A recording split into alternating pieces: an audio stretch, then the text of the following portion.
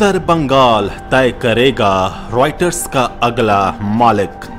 भाजपा ने इलाके को अपना अभेद गढ़ बना लिया है। ममता की कमजोर कड़ी है बंगाल का ये इलाका। 2019 के लोकसभा चुनाव में सुपड़ा साफ हो गया था। नमस्कार, आजाद सिपाही विशेष में आपका स्वागत है। मैं हूं राकेश सिंह।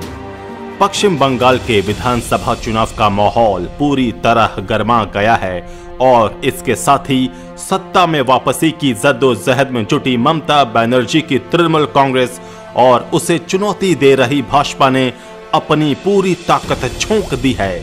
बंगाल का चुनाव हमेशा से बेहद रोमांचक रहा है। कभी वामपंथ का गढ़ माने जाने वाले इस राज्य ने हमेशा से राजनीति की नई इबारत लिखी है। इस लिहाज से इस बार का चुनाव बेहद दिलचस्प हो गया है, क्योंकि पहली बार भाजपा यहां एक मजबूत ताकत के रूप में उभरी है और ममता बनर्जी को कड़ी टक्कर दे रही है। बंगाल के चुनाव में राज्य के उत्तरी हिस्से का बहुत बड़ा रोल होता है और यहां की 54 विधानसभा सीटें इस बात का फैसला करती हैं कि रॉयटर्स पर किसका झंडा फहरेगा। ममता के लिए ये इलाका हमेशा से बड़ी चुनौती पेश करता रहा है, जबकि भाजपा ने यहाँ मजबूत किलेबंदी कर ली है। उत्तर बंगाल के गढ़ को जीतना इस बार भी ममता के लिए बेहद मुश्किल हो रहा है। हालांकि उन्होंने इसके लिए व्यापक रणनीति बनाई है। ये इलाका इसलिए भी खासा महत्व रखता है क्योंकि यहाँ माकपा कांग्रेस की पकड़ भी अच्छी है। उत्तर बंगाल का चुनावी परिदृश्य इस लिहाज से दिलचस्प मोड़ लेता दिखाई दे रहा है।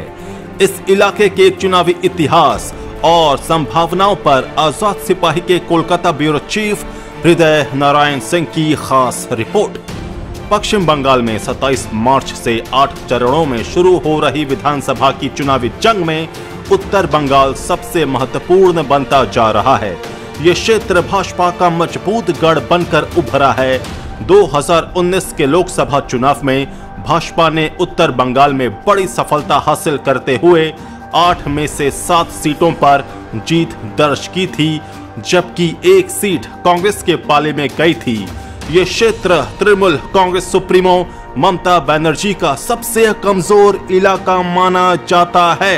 8 जिलों कूच बिहार, दार्जिलिंग, जलपाईगुड़ी, अलीपुरद्वार, उत्तर दिनाजपुर, दक्षिण दिनाजपुर और मालदा में फैले इस क्षेत्र की 54 विधानसभा सीटों में तृणमूल कांग्रेस 2011 और 2016 के विधानसभा चुनावों में अपेक्षित रूप से कमजोर ही रही थी। हालांकि इस बार उसने गोरखा जनमुक्ति मोर्चा के विमल गुरुंग के साथ हाथ मिलाकर अपनी स्थिति मजबूत करने की कोशिश की है।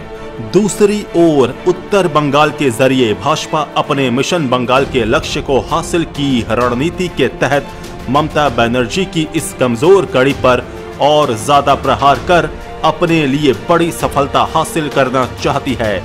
2019 के लोकसभा चुनाव में इस क्षेत्र की 8 में से 7 सीटों पर जीत दर्ज करने और तृणमूल कांग्रेस का यहां खाता नहीं खोल पाने के कारण भाजपा का मनोबल काफी बढ़ा हुआ है। इतना ही नहीं, 2016 के विधानसभा चुनाव में भी तृणमूल कांग्रेस यहां पर 54 में से 26 विधानसभा सीटें ही जीत पाई थी, जबकि 2011 के विधानसभा चुनाव में उसे महज 16 सीटें ही हासिल हुई थीं।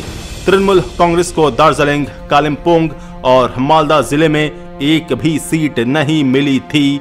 इन जिलों में 18 विधानसभा सीटें हैं। हालांकि जलपाईगुड़ी, अलीपुरद्वार और कूच बिहार जिले की 21 में से 20 सीटें तृणमूल ने जीती थीं, जबकि एक सीट भाजपा के खाते में गई थी।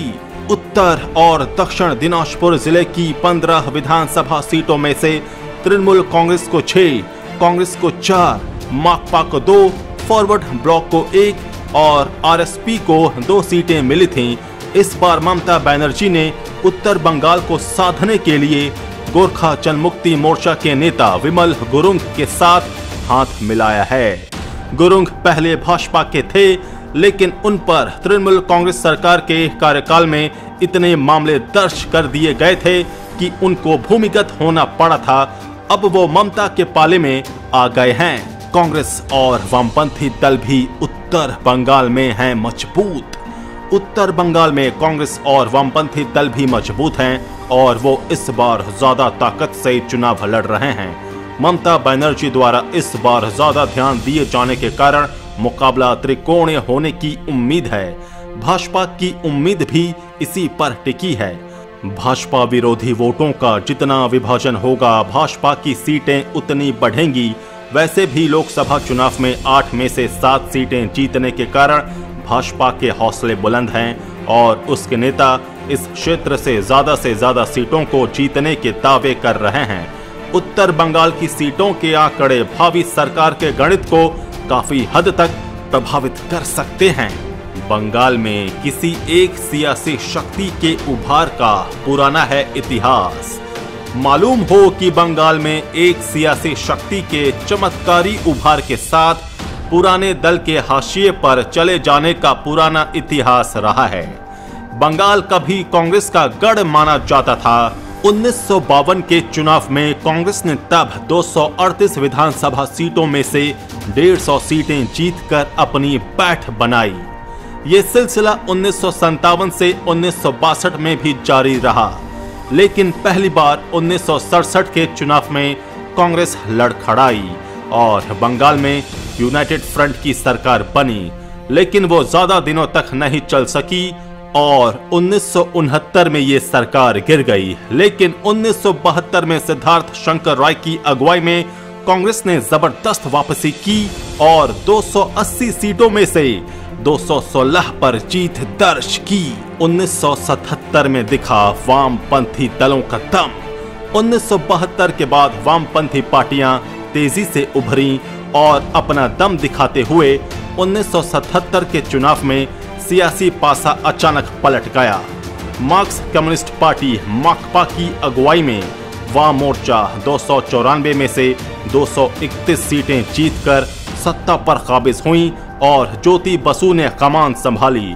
उनके नेतृत्व में वाम दल 1982 के चुनाव में 238 सीटें जीतकर दमदार तरीके से फिर सत्ता पर काबिज हुई। इसके बाद 1987, 1991 और 1996 में ज्योति बसु का जादू चलता रहा और वामपंथी जीत दर्ज करते रहे। इसके बाद 2001 का विधानसभा चुनाव वाम दलों ने बुद्धदेव भट्टाचार्य की अगुवाई में लड़ा और जीत दर्ज की। बुद्धदेव के मुख्यमंत्री रहते 2006 का चुनाव भी वाम मोर्चा ने जीता और इस तरह रिकॉर्ड 34 वर्षों तक लगातार शासन किया।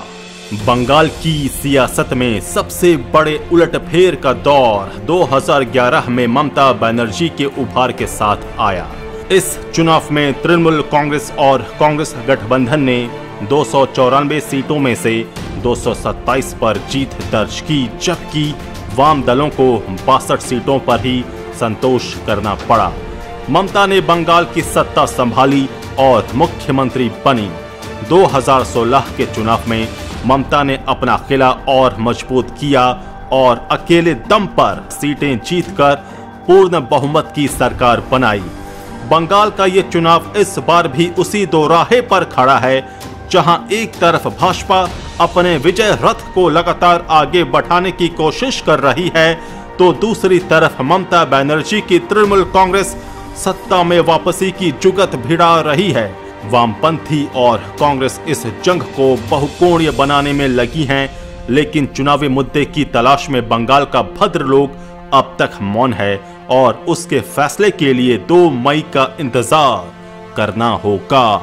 आजाद सिपाही के विशेष में अभी इतना ही। खबरों की और भी अधिक जानकारी के लिए आप पढ़ते रहिए अपना लोकप्रिय दैनिक अखबार आजाद सिपाही। आप हमारे इस YouTube चैनल को जरूर सब्सक्राइब करें। आप हमारे Facebook पेज को भी जरूर लाइक करें। जुड़े रहिए आजाद सिपाही के साथ। धन्यवाद।